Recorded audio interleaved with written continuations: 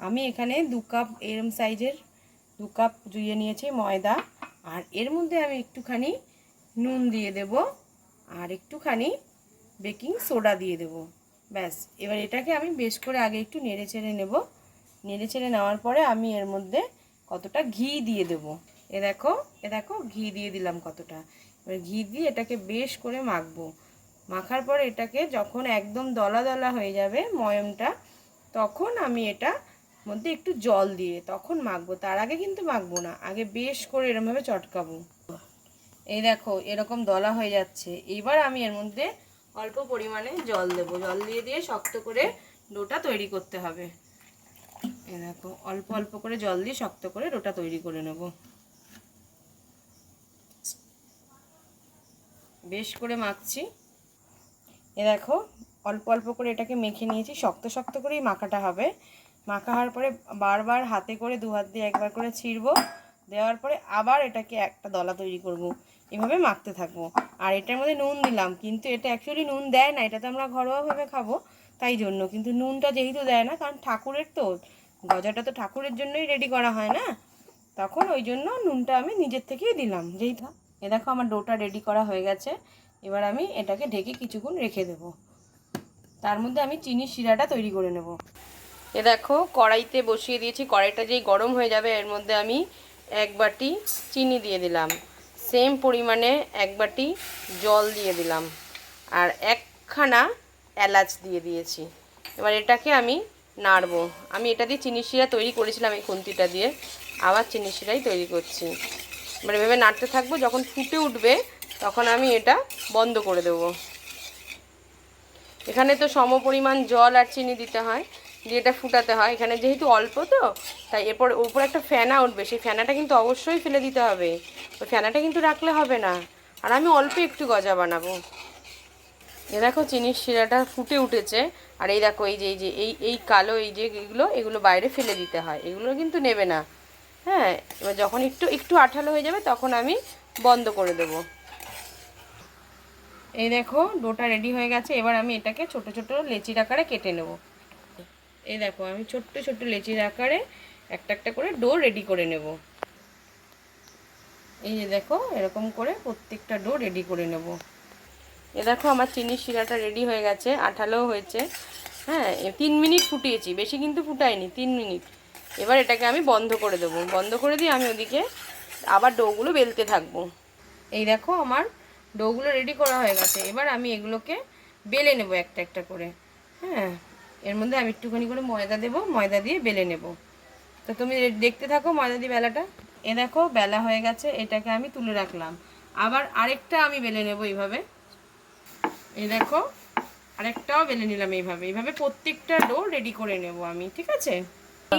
একটি রুটি নিয়েছি, এর মধ্যে আমি একটুখানি ঘি দিয়ে দেব।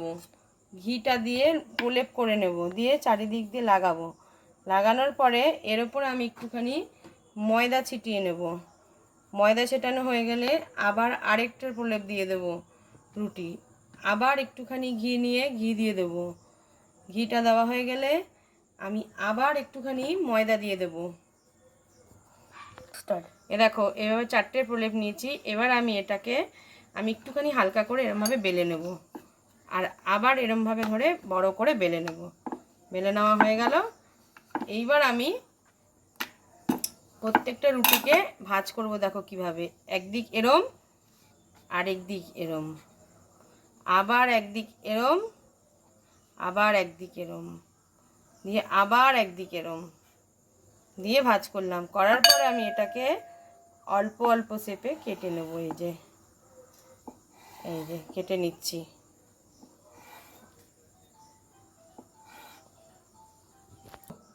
এ দেখো এবার এইগুলোকে আবার আমি একটুখানি অল্প করে এরম লম্বাভাবে ভেজে নেব, একদম লম্বা এরম শেপে। হয়ে গেল। আবার আরেকটি নেব, আবার আরেকটিকেও এরম লম্বা শেপে বেলে নেব। এই দেখো এরম করে বেলে নেব। প্রত্যেকটি এভাবে আমি বেলে নেব। এ দেখো প্রত্যেকটা বেলা হয়ে গেছে। এবার আমি এগুলো তুলে নেব। এবার এগুলোকে আমি একটা একটা করে ভেজে নেব। এ দেখো তেলটা আমার গরম হয়ে গেছে। আমি এর মধ্যে এগুলো আস্তে আস্তে তুলে চিনির শিরায় দিয়ে দেব। দেখো এই ভাজাটা পুরোই হয়ে গেছে, তাই জন্য আমি এই ভাজাগুলোকে তুলে এখন আমি চিনির শিরায় দিয়ে দেবো। দেখো আমি এখান থেকে তুলতে শুরু করেছি, তুলে এখানে রেখে দিলাম। এই যে প্রত্যেকটি তুলে দেবো এরমভাবে। এবার এগুলোকে আমি চিনির শিরায় দিয়ে দেবো। এই দেখো এই যে পাশেই আমার চিনির শিরাটা রেডি করা রয়েছে, এর মধ্যে আমি দিয়ে দেবো। দিয়ে এর মধ্যে সঙ্গে সঙ্গে উল্টে পাল্টে দিতে হবে, কারণ এগুলোর ভেতরে যাতে ঢুকে যায় চার ভেতরে, ওই জন্য এগুলো দিতে হবে। তা রেডি হয়ে গেল আমার আজকের রেসিপিটা, প্রত্যেকটা রেডি হয়ে গেছে। এই দেখো এবার আমি এগুলো প্লেটের মধ্যে তুলে নেব। হ্যাঁ, এই দেখো প্লেটে আমি তুলে নিচ্ছি। তো এটাকে অ্যাকচুয়ালি জিভে গজা বলে। তা অত বড় বড় তো করিনি, ঘরোয়া সব কিছু, ঘরোয়া কড়াই, ঘরোয়া সব কিছু বলে এইগুলো ছোট ছোট করেছি। কিন্তু এগুলো জগন্নাথ দেবের জিভে গজা, এগুলো পুরীর বিখ্যাত জিনিস। ঠিক ওই রকমভাবেই আমি আরও কটা জিভে গজা ভেজে নিলাম, আরও যে কটা ছিল। এবার এগুলোকেও আমি ওই চিনির শিরার মধ্যে ডুবিয়ে নেব। হ্যাঁ, এ দেখো আমি এখান থেকে তুলে নিলাম, তুলে নিয়ে একদম আমি এই যে কড়াইতে দিয়ে দিলাম। আবার এখান থেকে কয়েকটা তুলে আমি এইভাবে কড়াইতে দিয়ে নেব। দেখো এখানেও চিনির শিরাতে বাকিগুলো ধুয়ে দিয়েছি।